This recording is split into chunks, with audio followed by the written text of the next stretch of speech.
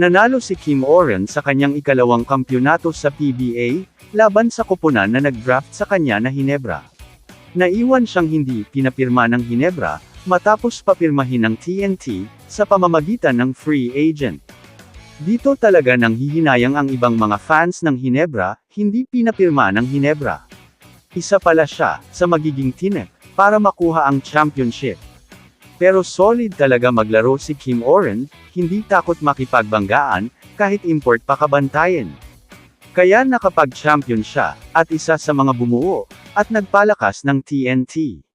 Naglaro si Oren, para sa Hinebra sa 3x3, at sa on-tour, bago madraft ng Hinebra. Nagkaroon ng pagkakataon si Kim Oren, na ipakita sa crowd darlings, ang husay niya, dahil gumaganap na siya ng solidong bahagi, sa rotation ng TNT.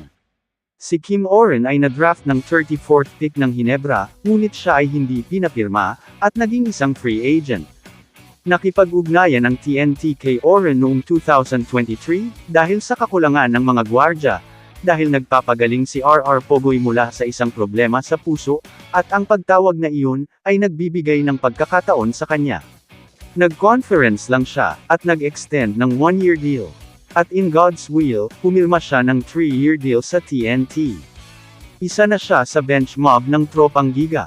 Mula sa pagiging isang prolific scorer, noong mga araw ng kanyang kolehiyo, at ngayon ay isang pinahusay na bersyon ng kanyang sarili, bilang isang defensive arsenal ng koponan. Nakuha niya ang kanyang second PBA championship, laban sa Hinebra.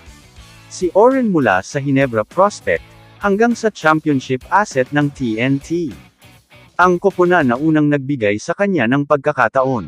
Na-draft ng Hinebra ngunit hindi pinapirma, sumali si Oren sa TNT, matapos makita ni team manager Jojo Lastimosa, ang potensyal sa kanya mula sa kanyang PBA 3x3 performance.